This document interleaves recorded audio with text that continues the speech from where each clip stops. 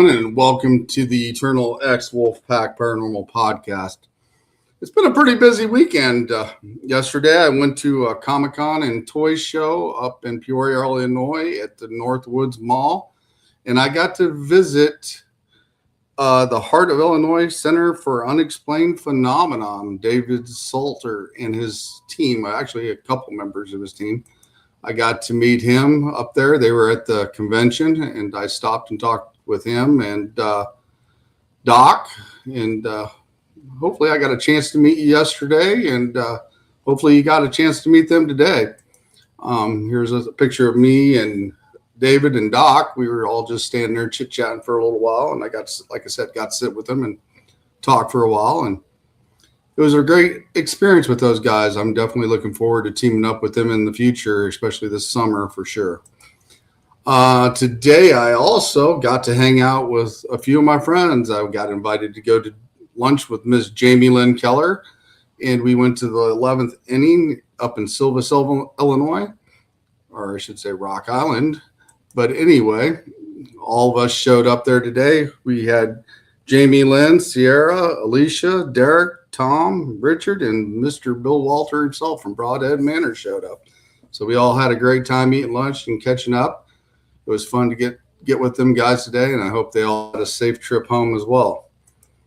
But tonight we have the co-host of the Medium Frequency with Raven Wolf, and he is also a podcaster with Raven and us here on the All Access Network Television. And we're going to introduce him now, Mr. Christopher J. Brown. How's it going? How you doing? Doing quite well. I'm doing quite well. We've got one in here already. Hey, Moose, how you been, bro? I wonder if he's from Maine. We got a lot of moose up here. He's not. He's from London Mills. So we also got Mr. Victor Santiago from the Don Vic Show. He's a hell of a guy. Definitely check out his podcast as well. So, Christopher, something I kind of ask everybody at the beginning of the show. So my fan base can get to know you a little better unless they haven't been watching my channel, because I know you guys podcast on my channel as well. But can you tell us a little bit about yourself? Yeah.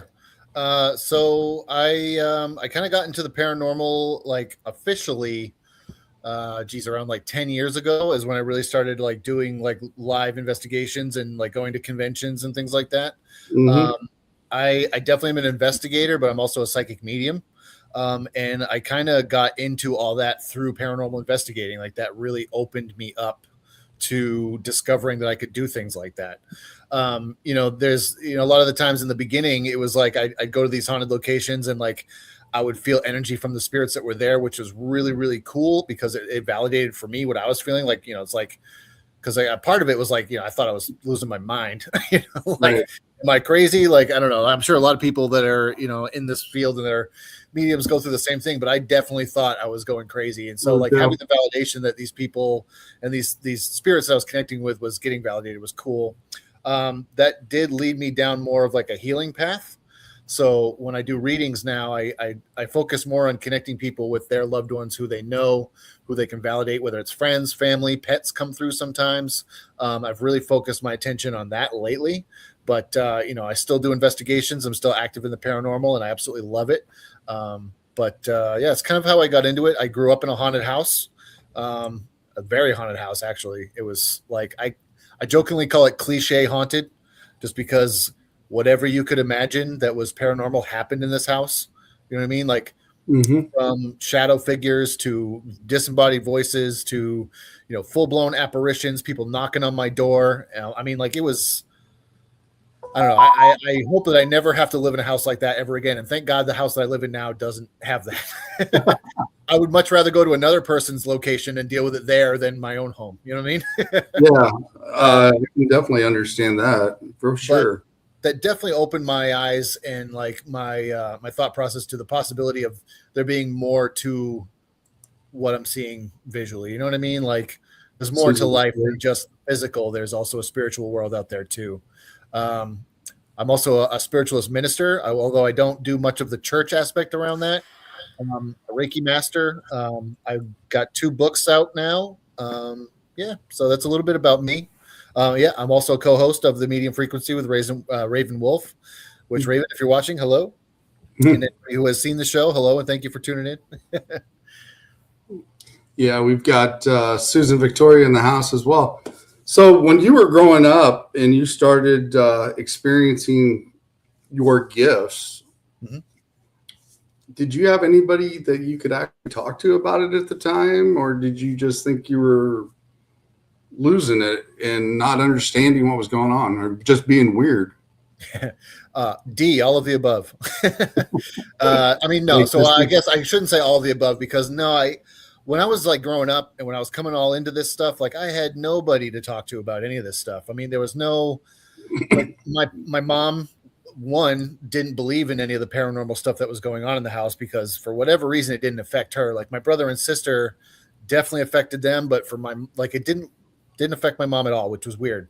And as far as like my mediumistic or, things like that abilities, like I didn't even know that was a thing. Like, it's not like we weren't watching John Edward Crossing Over when I was growing up, you know what I mean? Like, or any of those types of things. I had no clue. It was only really once I got into the paranormal about 10 years ago, or maybe a little more, in and around that time where I was like, I would see the people that were doing mediumship and I'd be like, okay, like, what does that even mean? Like, it sounds kind of silly, but I'd watch these videos that would say like 10 things that list like you might be a medium. And I'd check off all the boxes and I'm like, well, this has got to mean something. I got to research this and dig into it. But no, I had nobody to talk to about it when I was younger. It was something that was, I mean, to be honest with you, I'll share a little bit of my background. Like I've had like a lot of mental health struggles over the years. And I think part of that was because I didn't understand what was going on with the mediumship stuff. Mm-hmm. I was hearing these voices that were unclear, sounded like murmurs or just like when you're in a room full of people or a restaurant and just everybody's talking around you and you can't quite make out the in particular conversation. Right. That's exactly how it sounded to me, like a lot of the time. Like garble. Garble, exactly. And I was like, and so, obviously I would go and get myself checked out and I talked to these psychiatrists and stuff. And they're like, yeah, well, we got to give you a bag full of medications. And those didn't help. Those didn't work. It was only when I got into discovering the mediumship stuff and training myself as a medium that now it's all gone. It's quiet because I can turn it on and turn it off. Like I learned that discipline and it's like, it has done so much good for my overall mental health and just regular health and just, things like that. So, yeah. Most definitely. I can understand that. Let's see here. I'm going to check here. Susan Victoria shared out. Thank you very much, Susan. I appreciate that. Christy Rico is in the house. Hey, Christy. Your co-host has entered the building, Miss Raven Wolf. Hey, Raven. Let's see. And Moose says, I can get overwhelmed at times myself. Yeah. I know when my daughters were growing up, they got anxiety. And to me, since I've been in the paranormal field and started understanding the things that I know now in energy and Reiki and stuff, do you think the high energy and being an empath caused some of the chaos that they think is being, how do I say? I'm trying to think of the word for it. Aggravated, I guess, would probably be the best word. I mean, I think you're spot on with that. I mean, there's so like I will say this: every time I'm in front of a crowd doing a gallery reading, or every time I'm doing at a paranormal investigation and I'm connecting with the spirits there, or if I'm doing a private reading with somebody, I get that severe anxiety, like that real strong like vibration in my solar plexus, and it really like if you don't know what that is, it absolutely can be like, I'm just feeling overwhelmingly anxious and it feels like it's overpowering. You know what I mean? So I think that influx of energy absolutely can make you feel like that's what's going on. You know what I mean? Like there definitely coexists, because everybody that I know that has anxiety always says they can't figure out what triggers it. Right. And I kind of related to that energy that you're picking up being the empath, because it's just overwhelming and you can't process it fast enough. I mean, Yeah. It's just coming in too quick. And like you said, you can't digest it. You can't filter it enough. And it builds up and you're like, this energy is just driving me excuse me. Driving me nuts. You know what I mean? Like, right.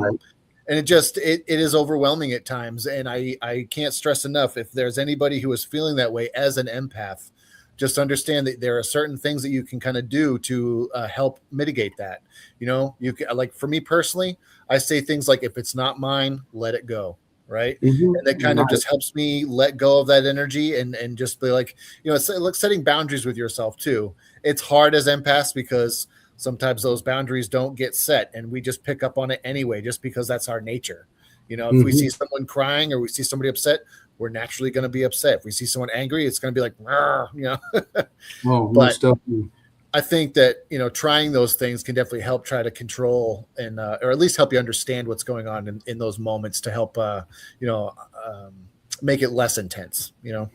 I think I got my first taste of anxiety as the fact of, they gave me some medicine one time and they told me to take it 3 times a day. And come to find out, when I went to go sleep, I couldn't. I was just hyped up, couldn't sleep, couldn't lay down, couldn't do nothing.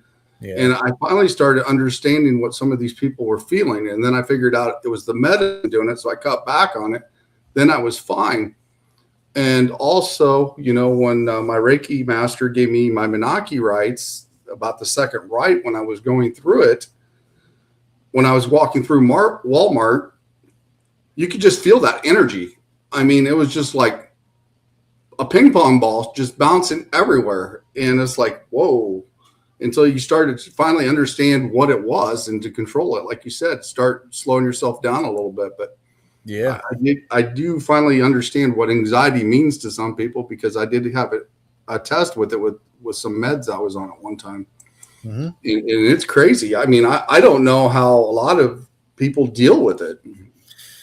I don't know. I mean, I don't know if you can ever get used to it, because it never is a feeling that I think you could get used to. But I think, like you said, I mean, understanding it is crucial. If you can understand something, it becomes less scary, right? I mean, that we fear what we don't understand, and I think the more knowledge we have and the more you know, stuff that we can do to educate ourselves about it, the less intense it can be. You know. Most definitely. And some of the handicapped people, you know, I live next to KCCD home here. And I actually take some of the residents for a walk once in a while and stuff, so they can kind of get out and help them out over there. Sure. And you know, I can just imagine what they're experiencing because of some of the way they grew up, or how they grew up, not understanding things. I just wonder what they see from their experience, because I know their third eye has to be open with an open mind at sometimes, because they don't know any better. Right. I think that there are some schizophrenic people, or, you know, I mean, I say it in air quotes, but like maybe they're just mediums that are just blasted so wide open that they can't get it, you know, controlled in a grounded level. You know what I mean? They're getting all this spiritual energy and they don't know what is spiritual and what is physical world stuff, which can be so confusing. I mean, that's kind of what happened to me. I mean, they literally diagnosed me with something called schizoaffective disorder. You know what I mean? And clearly that's not the case, but that's what they thought, you know, and I think it was because I didn't understand that it was a spiritual connection I was having. And I think the same thing with people that are in that situation. They might just be, like I said, so tapped in and so connected to that. It's like, you know, who are you talking to? Well, I'm talking to Chad. You know, little do they know, Chad was somebody who passed away 10 years ago that wants to just get his voice heard, you know, or just wants that connection. You know, you never know. And then they don't understand how to pass it on to somebody else because they don't know any different. Exactly. And I think that with mediumship, it takes a very, there's a lot of discipline that goes with it, and like being able to turn it on, turn it off, or like setting goals with the spirit world too. Like when I started doing it, I wanted to only focus on validating things that people can know. You know what I mean? If I'm at a haunted location, I don't want to pick up on something that can't be validated. If I'm in front of you, if like say I was doing a reading for you, I don't want to pick up on somebody where you're like, yeah, no, I never heard of that person at all. don't know what you're talking about.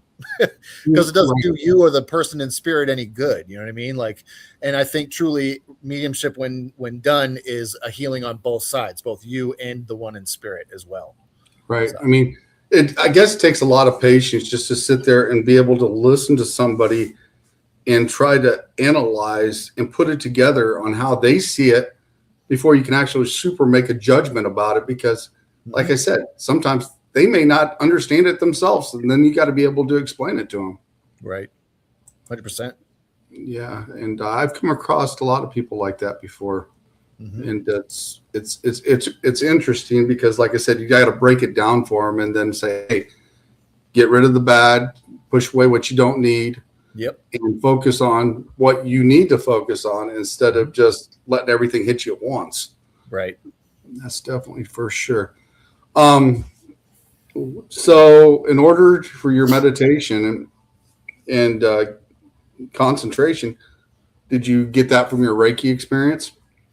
It definitely helped. You know what I mean? Learning about the chakra system, learning about how that affects, your body and how each different chakra affects a different kind of faculty. I mean, like I said, knowledge is power, right? So the more I learned about the energetic system in our bodies, the more it helped me with that. And meditating, I'm not the best meditator. I'm not going to lie. I mean, I do a lot of like guided meditations, especially when I'm getting ready to go to bed, because I got kind of ADHD brain, like my mind's going a mile a minute without all the external stuff, so it's hard for me to meditate sometimes. However, I do it and it does help for sure. And if I do a meditation, like I said, it's more of like a guided kind of a thing. And sometimes I'll do like a waking meditation where like, I'm just kind of like, say I'm taking the dogs for a walk. I'm just looking out at the nature, and I'm just trying to empty my mind and only focus on what I'm looking at in front of me. You know what I mean? So it helps kind of slow things down a little bit. I know for me, being able to sit and meditate and do it for a while is probably best for me, but I also use frequencies. Do you use a frequency sometimes to be able to do that? No, I should though. I mean, maybe I might without knowing. I mean, there's some YouTube meditations that say like, such and such hertz, and that might be what I'm using too. So I might be without knowing it. I know when I don't get a chance to meditate at night, I'll put it on a frequency and I'll actually let it play all night long. And that'll actually get me going into my dream state and everything else and get my mind refocused. But it does help a lot. What's the frequency that you use? I use 128 healing for one. Yep. And then I'll use the ones that clear out all the chakra. I think it's 477. I think I got it written down.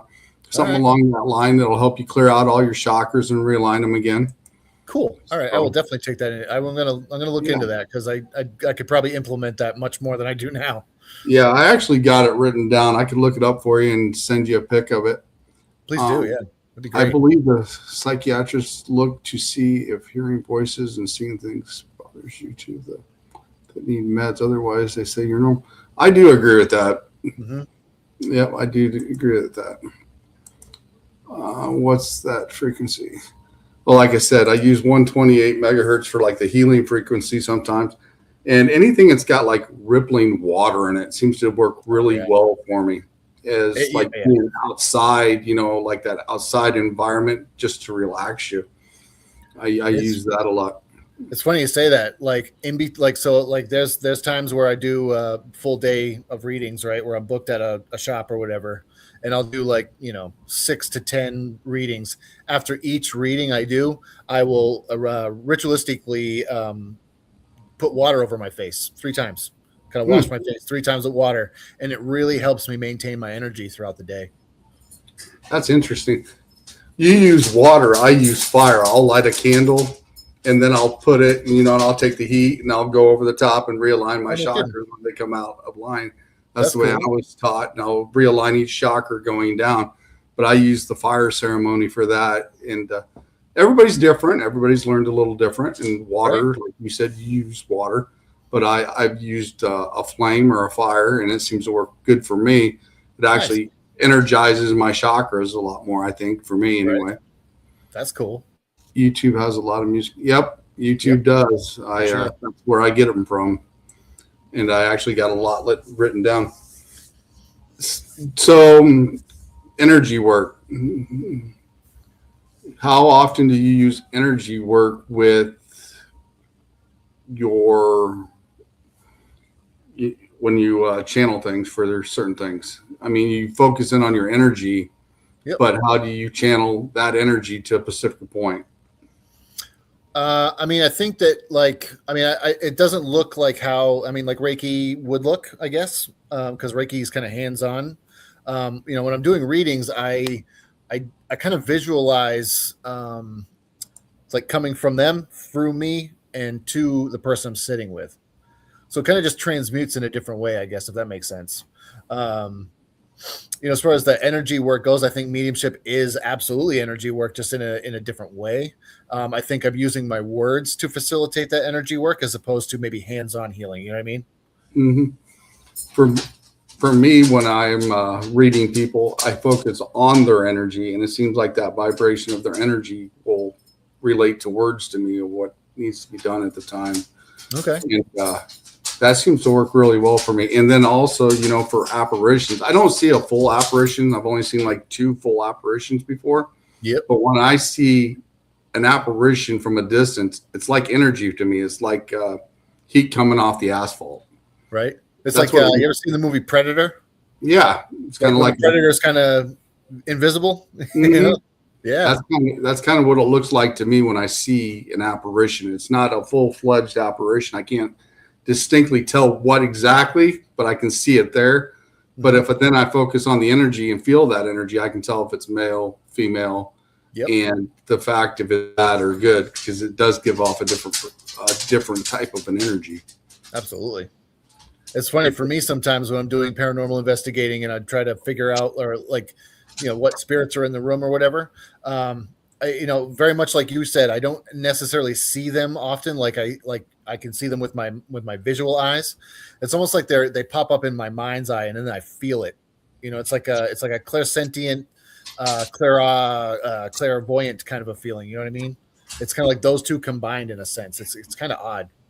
Mm-hmm. It is. Sometimes I get, I'll get an image of like as clear as I'm looking at you now. And sometimes it's more of like a silhouette in my mind, which is interesting too. And then I'll get the feeling of either male or female, and then certain information will come through. But it very much differs from person to person that's in spirit, I've found too.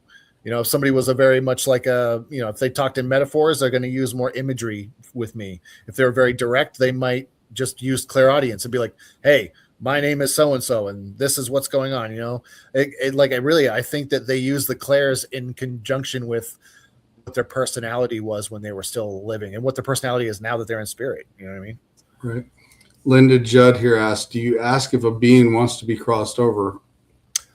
So me personally, and this might be controversial, I do not know. I think that is not something that is my job. I think that's above my pay grade. I don't get into that sort of thing because from my personal beliefs, I don't think anybody's stuck here. That's just me.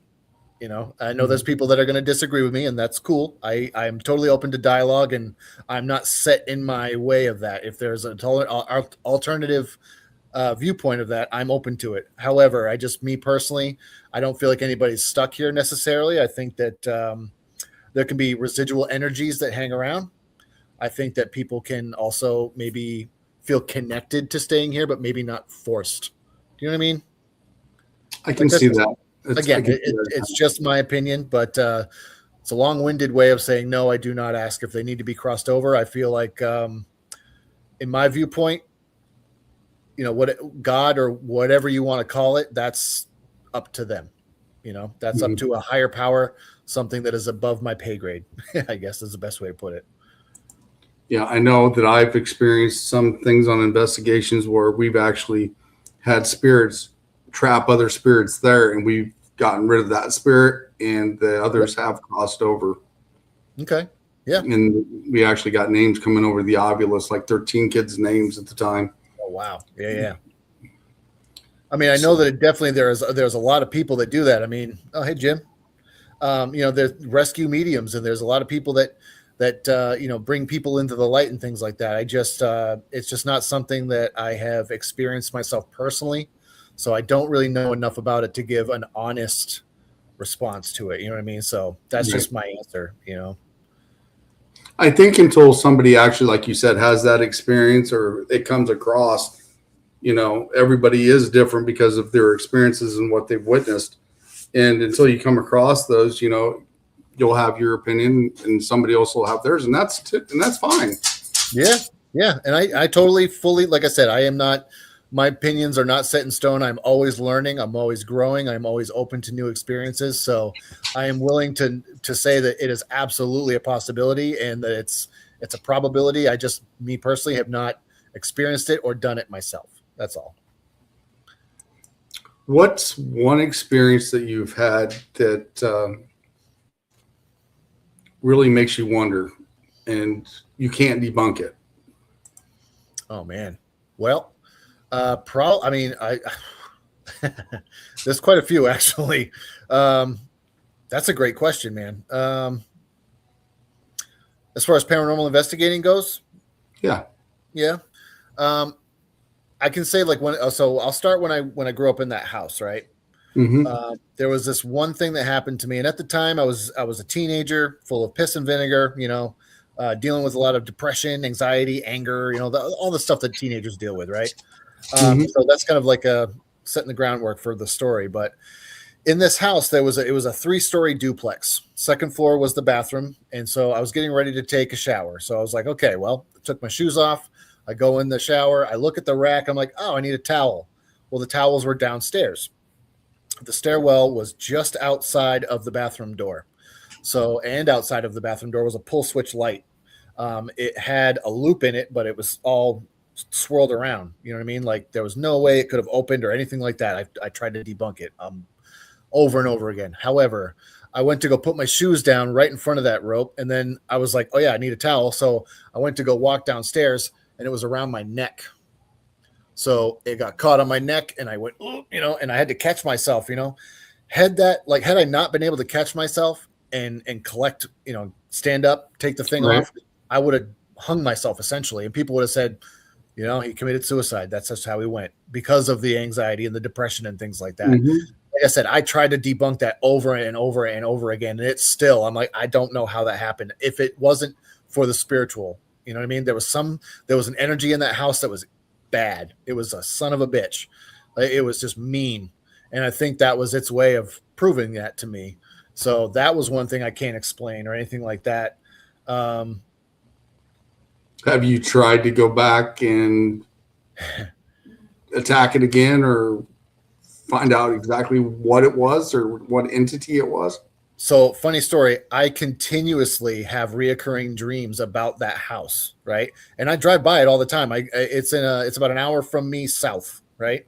Mm-hmm.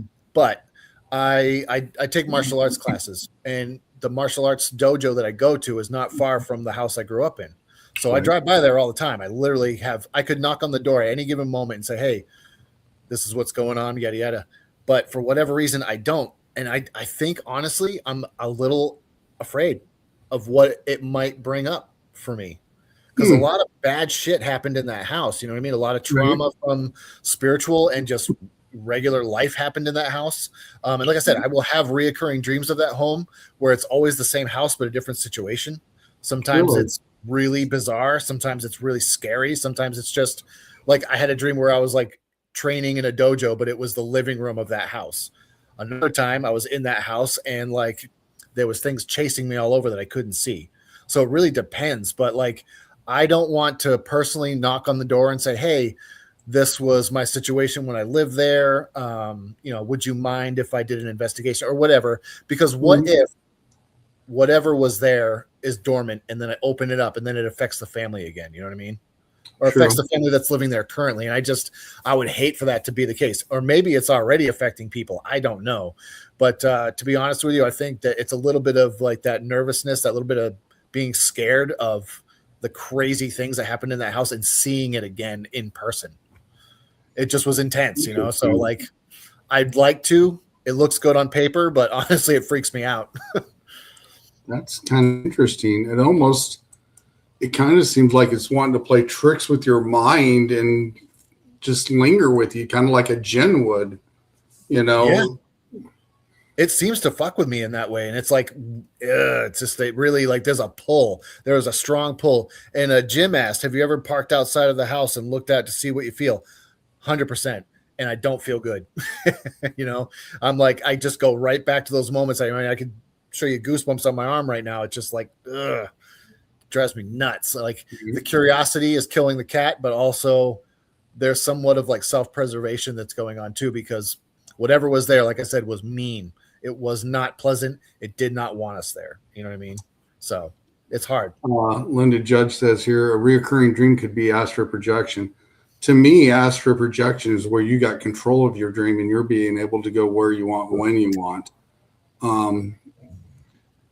It'd be more like a reoccurring energy that keeps coming back to him that's affecting him and making him redream dreams over and over again, like like a time loop of some type that alters a little bit. Yeah, I mean, I'm 41 now, and when I moved out of that house, I think I was 17. So it's been a long time. Interesting. And like I said, to this day, I mean, I had one the other night. I was in that house. It was weird. It's crazy. And I wake up every time. I'm like, again, you know. Like, so do you ever see the entity in your dream that you know of? I can feel it. I can feel it in my bones, but I can never see it. I don't know what or why it is, you know. It's weird. It's kind of interesting. Right? It's definitely interesting. So that's something I can't explain for sure. Huh.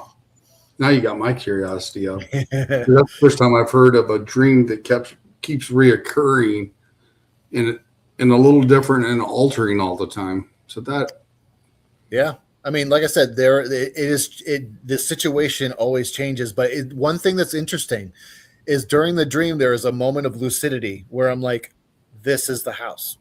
I know I'm in the house. And then it's like, and then it takes over, and then I'm in that dream world, and I don't have that lucidity anymore. But there's that split second of acknowledgement, like, oh, I'm in the house in Portland again, and this is just, you know what I mean? What's going on? It's weird. Can you hear it at all talking to you in your dreams? That's what Jim Brown asked. No, nothing like that. It's just a feeling. I when I'm there in the house, I feel the presence, and like I said, I have that split second of lucidity where I'm like, okay, this is the home. And I recognize it. I was like, oh, that's the living room. If I go there, that's the back room, or that's the upstairs, right?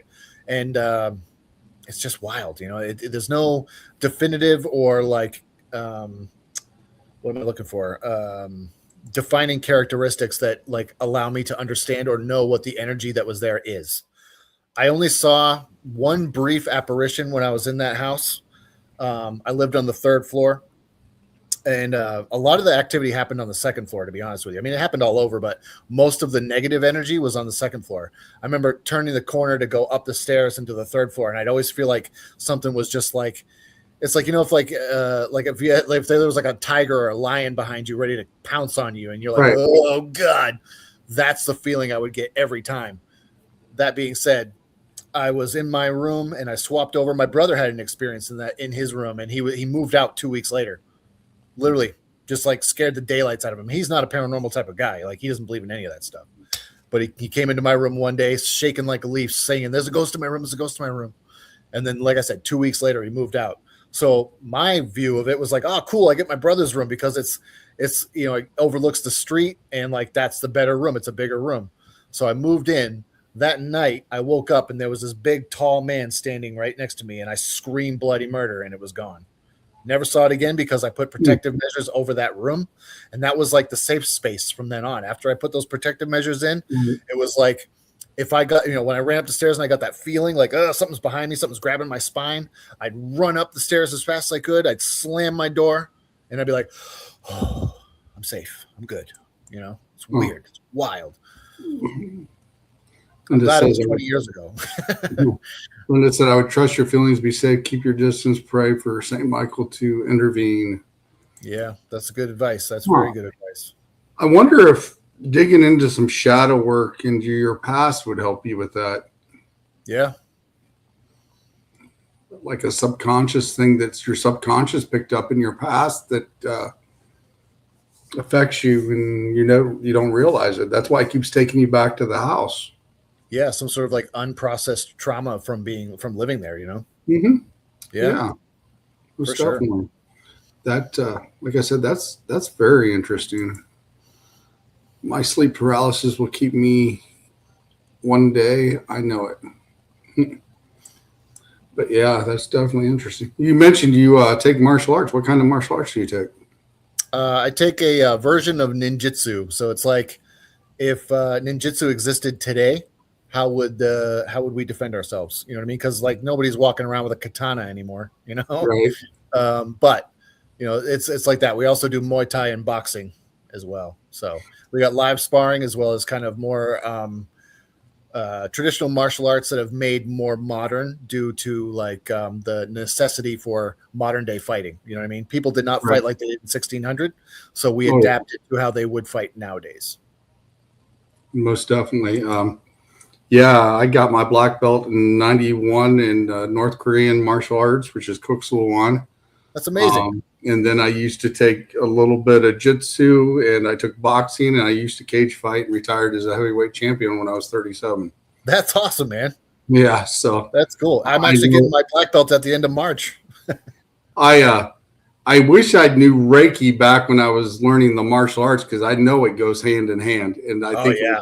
it's definitely because now that I'm understanding the Reiki and the things that I know now, and adding it to the martial arts factor.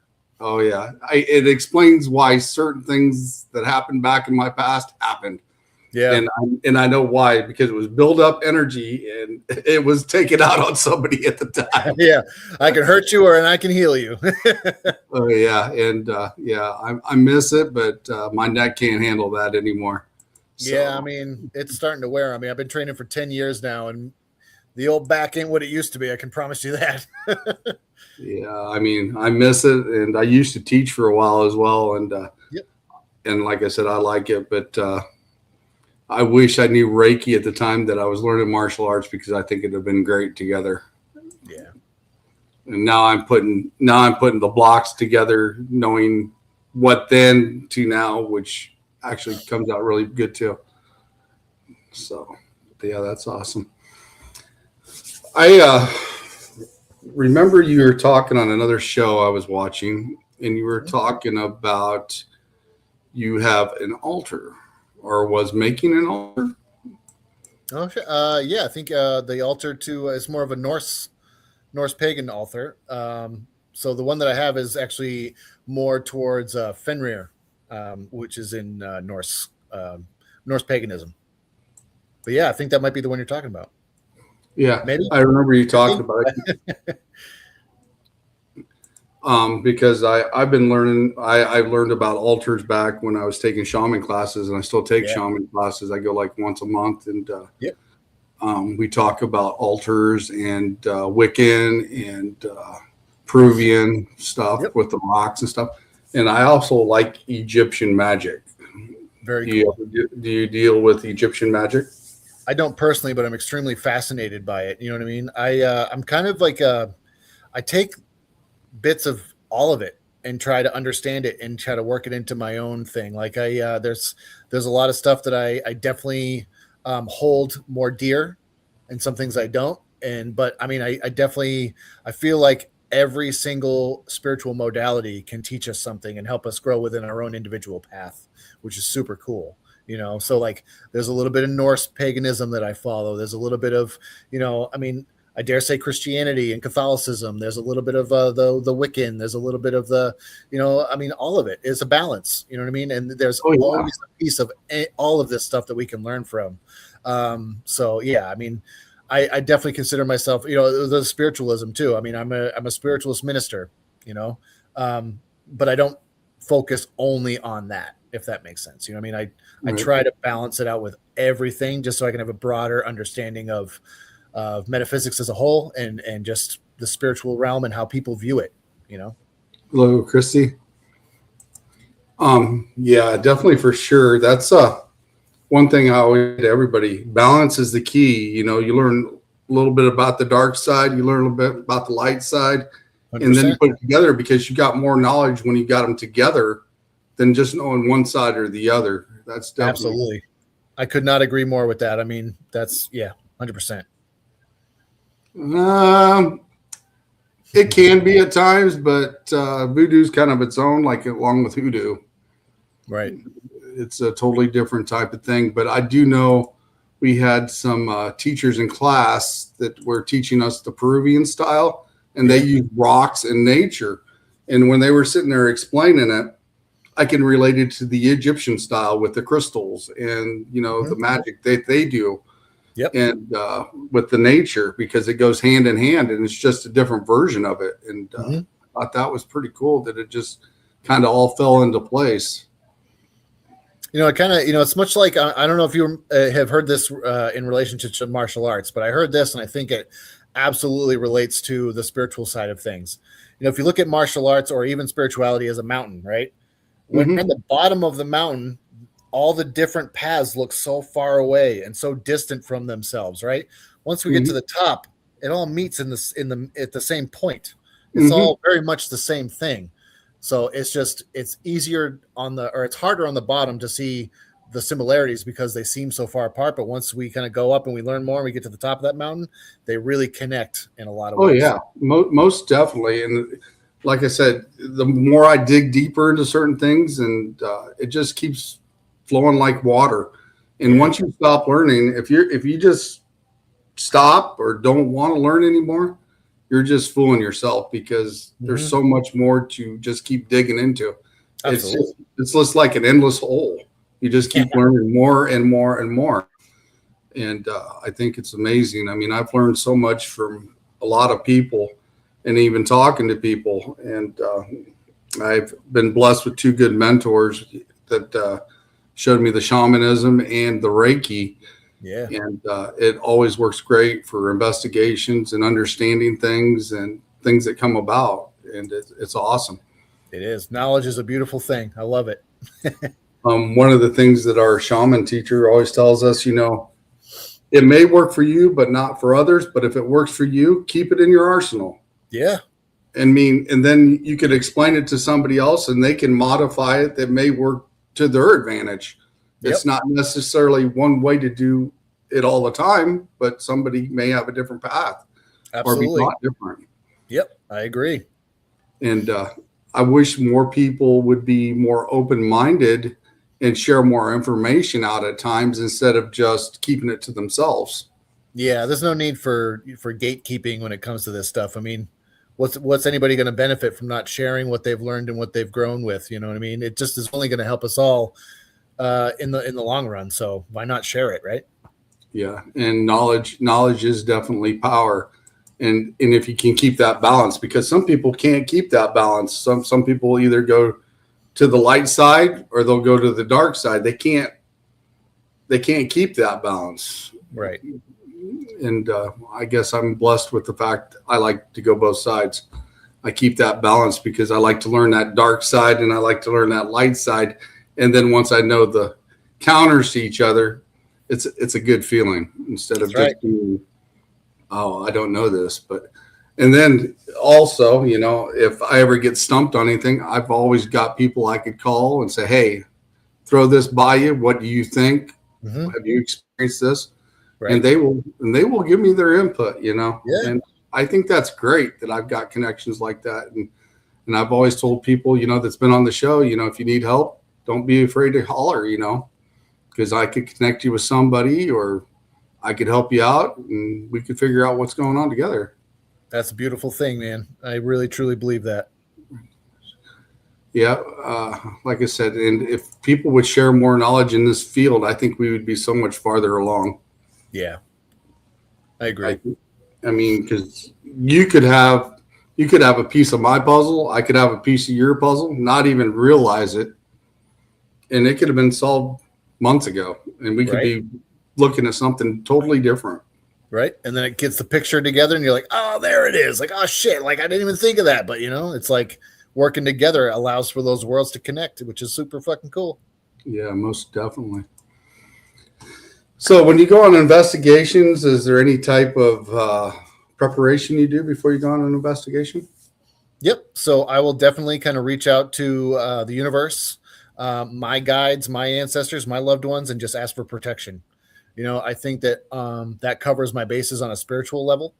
I also I thank the spirits for connecting with me, or if they even choose to connect with me. I mean, I give them the option because I think truly we all have free will, whether we're living in the physical world or whether we're in the spiritual world.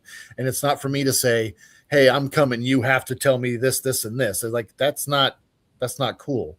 It's up to them. If they want to communicate with me, I love them and appreciate them for that, and I let them know. And if they don't want to communicate with me, I love them and appreciate them, and I let them know. So those are the kind of things I put into place. I do what pray, for lack of a better word, put those intentions out there, put that love vibration out there, that feeling of like I'm just here to connect and hear your story, and not judge, just literally be an open mind for you. And if they, like I said, if they choose to communicate with me, that's awesome, and if not, that's okay too. Do you have any particular guardian or guide that you kind of hesitated wanted to working with because of what you've learned in the past? Not necessarily a guy that I was hesitant to work with, but I will tell you an interesting story. And I don't know if I've actually shared this much on anybody's podcast, even my own. There was guides there. I have two main guides, right? And they're ones that I didn't really know who or what they were for the longest time. When I was born, I was a triplet, right? Unfortunately, my two siblings passed at birth, and their umbilical cords kind of wrapped around my stomach, which cut off their life supply, unfortunately. Left me with two very big scars that go around my stomach, so I have a reminder of them every single day, right? However, growing up, I would always feel these two energies around me. I never could see a face. I never knew a name, anything like that, because very much like in life, they did not live long enough to have a face or a name. However, I learned later from another medium friend of mine that that's who they were, and that was what was going forward. So I started implementing them and using them as guides going forward. So it's not that I was hesitant or anything like that. I just didn't know. But now I use them absolutely in a lot of my spiritual work and just in investigations to kind of help me be, one, a liaison to the spirit world. I use them as a liaison. And two, to just kind of help me facilitate that protective healing throughout the whole process, if that makes sense. Yeah, it does. It definitely does. I mean, I use like several different guides and guardians that I have. Yep. And they seem to do very well when I ask and work with them. And I greatly appreciate it when they do show up. I mean, I have a wolf animal spirit. I've also have a jaguar that keeps me very well protected and grounded as well. Nice. And yeah, I mean, I've had some people say they can't actually read me, and I think that's kind of cool. But that's a good thing. Keeping people on the fence once in a while is a good thing. Is never a bad thing, right? Most definitely. So, is there anything that you would recommend to new teams starting out that are just getting into the field? Yeah, I mean, I would say it's easy when we're first starting out to kind of run with everything that you're getting and seeing and stuff from the gadgets or your own self. If you're using kind of more of a mediumistic approach, right? I would say, given that, absolutely work with validation. Work with what you can pinpoint and say, okay, this is what it is. You know what I mean? Like, make sure that, I mean, I really harp on this a lot, is validation is the key. And I say this a lot, mediumship without validation is just imagination, right? So I really think that is something that people should implement, is just, if you want to do your research beforehand, that's great. If you don't want to, that's great too, but make sure that you don't run with it. If you're like, there's this person, and then, create these elaborate stories that might not be rooted in reality, because unfortunately, like we talked about earlier with mental health, it can affect someone's mental health if they truly feel like they're connecting with X, Y, and Z, and it's not validated, right? Mhm. It's hard. It's a very blurred line. You know what I mean? Like, It and is. it can make things complicated if you're not able to validate those things. So I think that any team starting out, whether you're using the mediumship approach or whether you're using the investigative approach, just make sure that the things you're getting are being able to be validated. So you know, one, that the information can be tracked down and documented properly, and that you know you're connecting with what is really there and not just something that you hope or think is there. You know what I mean? Does that make sense? Yeah, that does make sense. It definitely does. I mean, when I used to be just a member of a team, I didn't really want to know anything about the location when I went there. I didn't Yeah. want it to interfere with what I'd feel when I go onto the location. Yep. And then being a lead now, we've got to do the research a little bit, understand what's going on there, and also keep our team safe, the people that go with us as well. Mm-hmm. But that's one thing, I think a lot of people should do, is focus on the safety too, as that when they go to a location and not blow something out of line and say it's a demon. Yeah. 100%. Because Yeah. Yeah. if somebody's there that's actually believing that, they can self manifest more stuff there, and it would make them more paranoid. I mean, go in there with some common sense and Yep. reasoning and trying to understand what's going on there in the house or the residence or the location, Yep. because you could it could affect somebody's life drastically, like you said. Yep. And I think, like you said, I'm really glad you brought up the whole demon thing, because people could go in there and they're like, oh my God, like something was negative. It's a demon. Yeah. Well, it could just be someone's uncle who's pissed off. He was a dickhead when he was here. He's a dickhead now that he's in the spirit world. You know what I mean? He's just the same guy. Most He's just definitely. an ornery man. You know what I mean? He just doesn't like people, like, just all piss and vinegar. So it Yeah. could be the same thing. It doesn't necessarily make it a demon. You know what I mean?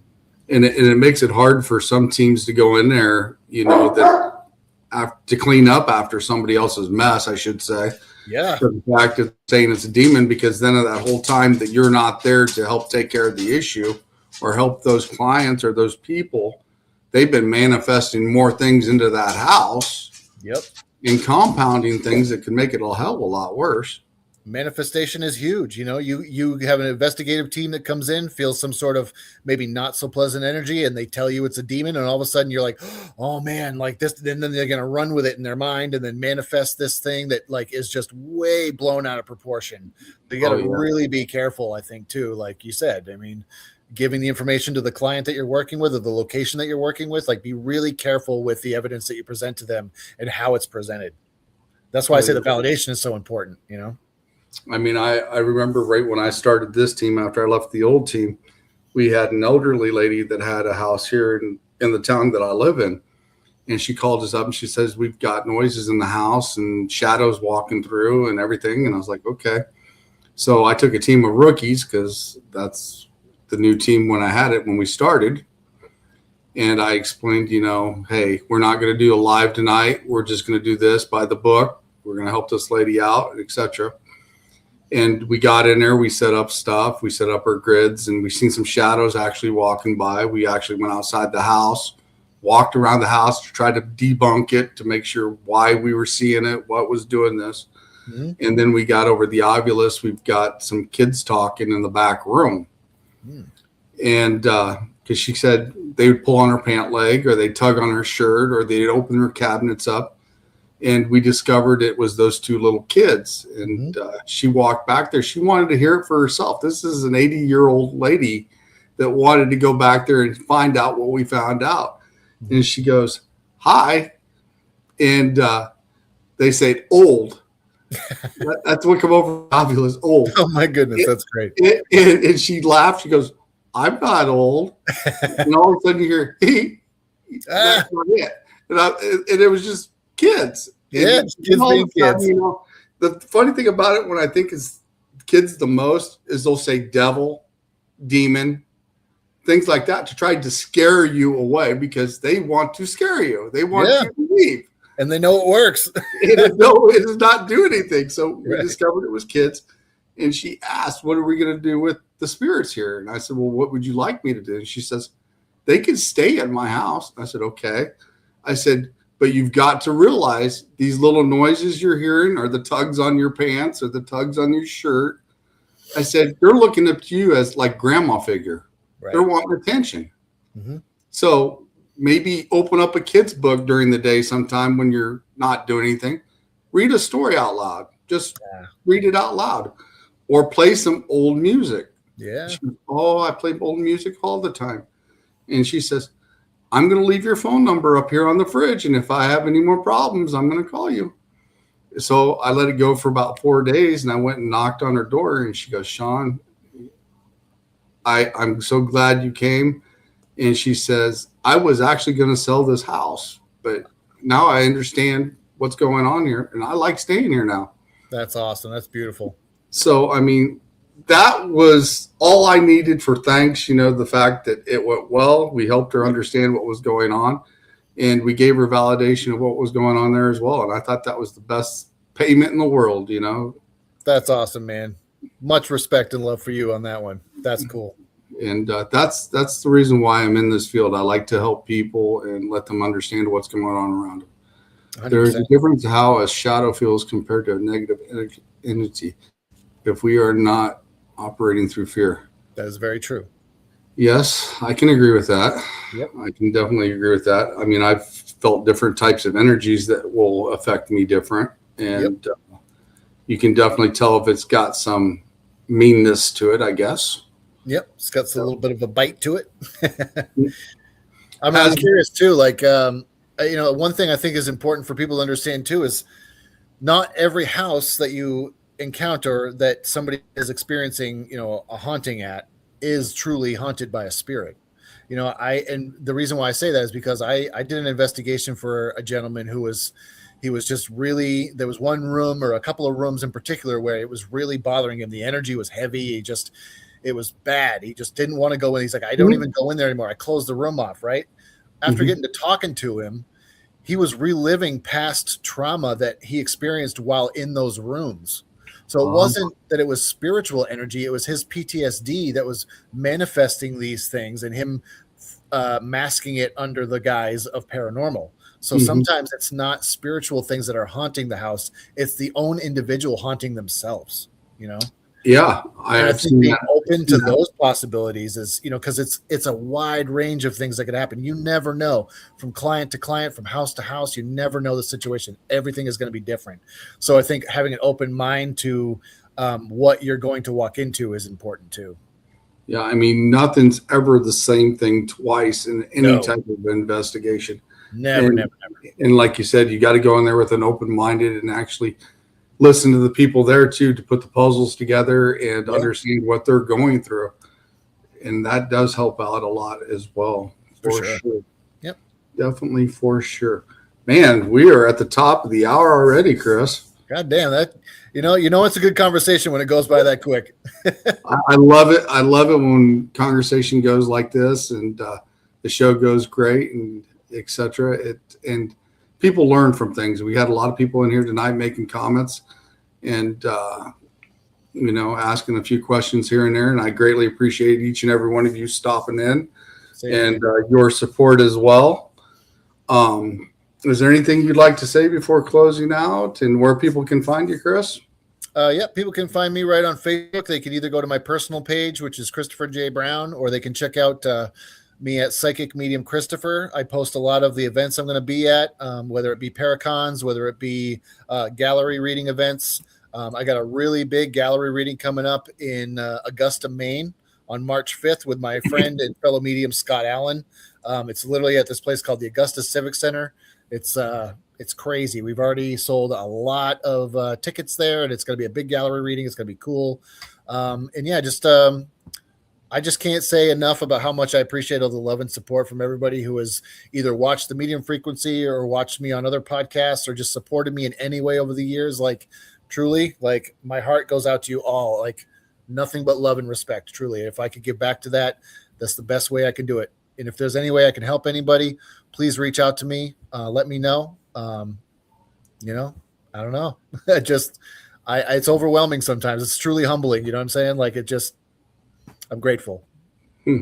How does it feel to be a podcaster with us on All Access? it's kind of surreal. You know what I mean? Like Raven and Gwen. Like I was at a Paracon in Salem, and they both came up to me. They were like, "Chris." They're like, "We got a question for you." I'm like, "Oh shit, what?" You know, they're like, do you want to be a co-host on the podcast?" And I was like, "Oh shit!" Like, I would be honored. Like, it truly, like, I mean, I'm getting goosebumps now just remembering it. Like, I am just very humbled and grateful that I was even asked and approached about it, and that you know, that it's been going so well, and I got to, you know, getting to meet people and talk with people and just learn and grow.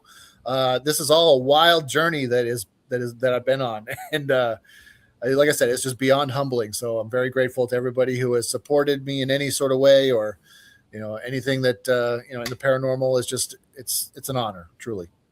Yeah, it's awesome. Like I said, I've been with All Access for a little over a year now, and we've had a great run so far. I'm also the backup for Gwen when she's busy, and I help out Gwen a lot backstage and run some shows here and there for her as well.